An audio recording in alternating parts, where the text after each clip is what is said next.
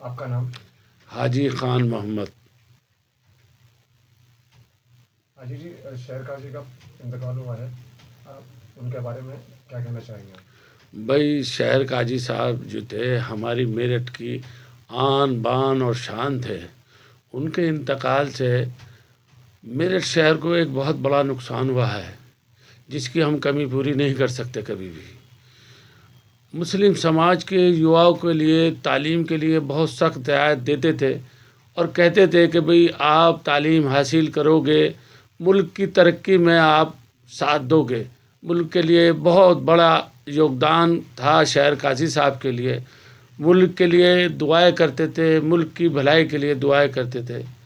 बहुत बड़ा नुकसान हुआ है जो हम कभी नहीं भर सकते, और अल्लाह ताला उन्हें जन्नतुल फिरदौस अता फरमाए।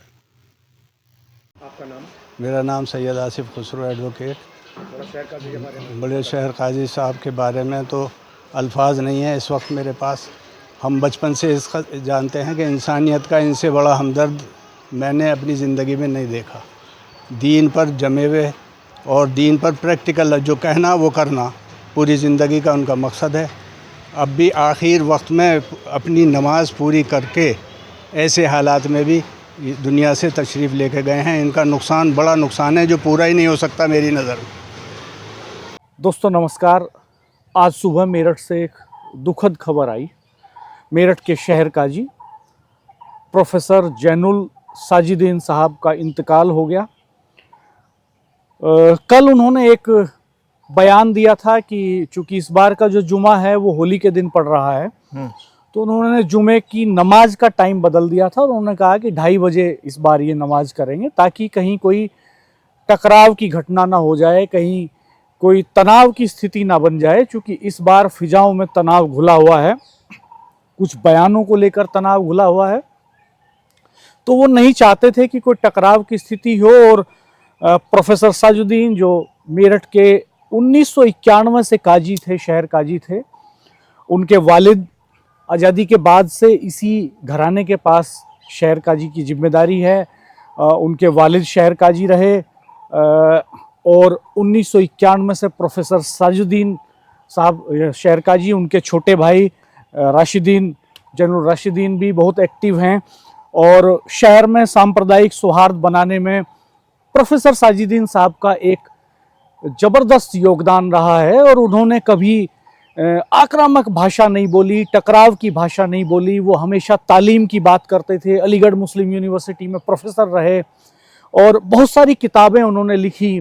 इस्लाम के वो बड़े जानकार थे, और न केवल इस्लाम के जानकार बल्कि तमाम सामाजिक मसलों के जानकार थे।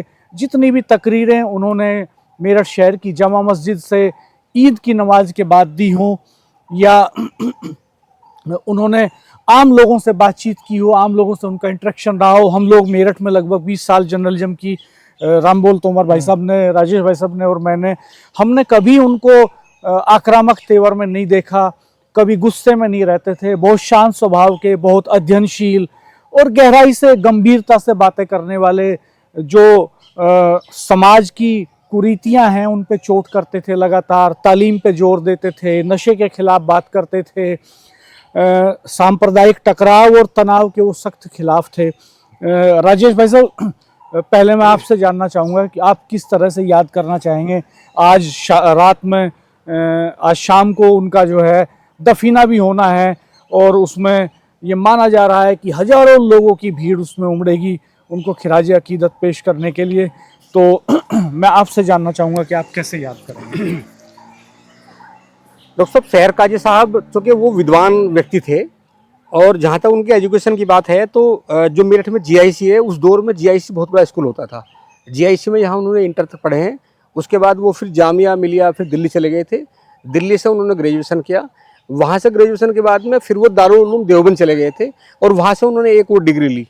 डिग्री के बाद में फिर वो पीएचडी करने के लिए अलीगढ़ मुस्लिम यूनिवर्सिटी चले गए थे, और वहाँ से उन्होंने पीएचडी की।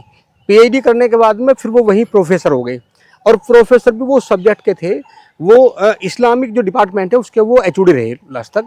और वो विद्वान थे। जब इनके परिवार के बारे में बात करते थे तो जो इनके फादर थे काजी साहब, वो भी बहुत विद्वान थे। आज भी वो लेखक थे। उनकी जो किताबें हैं बहुत सारी अलग अलग यूनिवर्सिटी, चाहे अलीगढ़ मुस्लिम यूनिवर्सिटी हो, चाहे जामिया मिलिया हो, चाहे दारुल उलूम हो, देश भर में जो बहुत सारी यूनिवर्सिटी है इस्लाम पे उन्होंने बहुत सारा लिखा, जो आज पाठ्यक्रम में उनकी किताबें हैं। जहाँ तक काजी साहब का मामला है, तो हम लोगों ने बड़े लंबे समय क्राइम रिपोर्टिंग की। और डॉक्टर साहब, ये जो शहर है मेरठ, एक बार तो ये होता था कि मेरठ दंगों का शहर है। मेरठ का नाम सुनो, सहारनपुर का नाम सुनो, मुरादाबाद का नाम सुनो, बरेली का नाम सुनो, आगरा का नाम सुनो, तो इन शहरों में होता था कि पता नहीं कब दंगा हो जाए। एक दौर भी था, चाहे 1984 का मामला हो, चाहे 1985 का मामला हो, चाहे 1991 का मामला हो, इसके बीच में बहुत सारे बवाल होते थे शहर में। तो काजी साहब पर जब ये चार्ज मिला, हमने लगातार देखा कि जब जब शहर की फिजा में कोई जहर घुलता था, आबो हवा खराब होती थी, आपसी मनमुटाव होता था, दंगों की स्थिति होती थी, तो काजी साहब बहुत अच्छा उनका बहुत अच्छा वो होता था, मतलब वो बोलते भी थे, वो तुरंत निकल कर आते थे। वैसे अमूमन वो घर ही रहते थे कि निकलते नहीं थे, पर जब ऐसा होता था कि शहर में दो संप्रदाय के बीच में तनाव हो रहा है, तो फिर वो निकलते थे और निकल के वो बहुत पाक साक और ईमानदारी की बात करते थे। और उनकी बात में इतना दम भी था कि जो मुस्लिम बड़े नेता थे वो उनकी बात को वेट देते थे, और जो आम जब तकरीर वो देते थे तो आम लोग उसे अपने जहन में उतारते थे और बात करते थे। मेरे याद है डॉक्टर साहब, ये 2011 की बात है, जब शहर में बिजली रंबा बाईपास पे एक बवाल हो गया।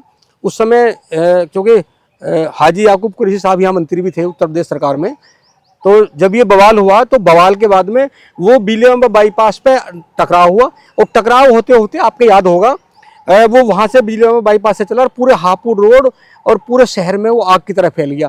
अरे उस समय यहाँ एडीएम सिटी थे महावीर सिंह, उनको भी भीड़ ने पीट दिया था। यहाँ परवर प्रताप सिंह उस समय एसपी सिटी थे, उन्हें पीट दिया था, और बेशुमार भीड़ आक्रामक थी उस समय।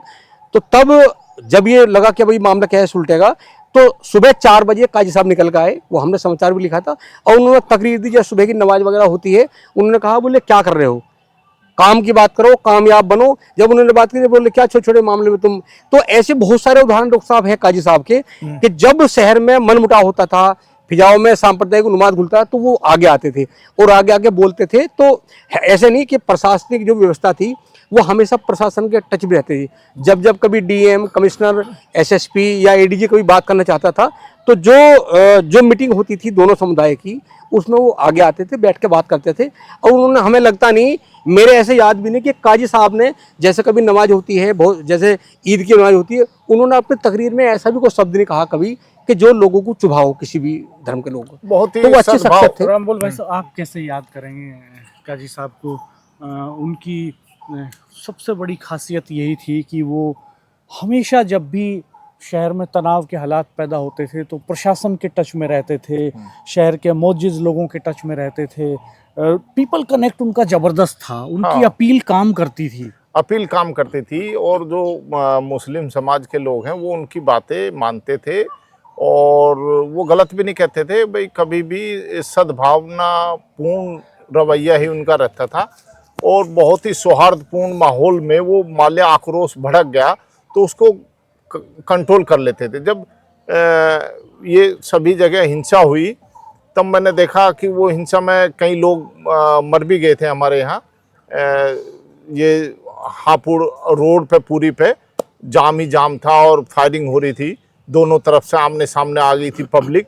उस समय भी वो किसी तरह से उन्होंने कंट्रोल किया, और उन्होंने मीटिंग करी, छोटी छोटी मीटिंग करी, लोगों से अपील करी, और ये बहुत महत्वपूर्ण अंग थे वे शहर का। और वो उनकी भूमिका जिस तरह की रहती थी, तो वो बहुत ही कष्टदायक है। उनका निधन बड़ा दुखद है, और ये जो एक भरपाई करना मुश्किल है उनके जाने के बाद। जो वो भूमिका हमारे शहर के वातावरण को आग लगने से बचाते थे। कई बार ऐसा हुआ, कई बार, ऐसा नहीं एक बार, कई बार, और ऐसे लोगों का जाना बहुत पीड़ादायक है। राणा जी, खैर इस पे इंसान का कोई वश नहीं है। और कमेंट बॉक्स में दोस्तों बताइएगा कि आप किस तरह से याद करेंगे शहर काजी को। नमस्कार।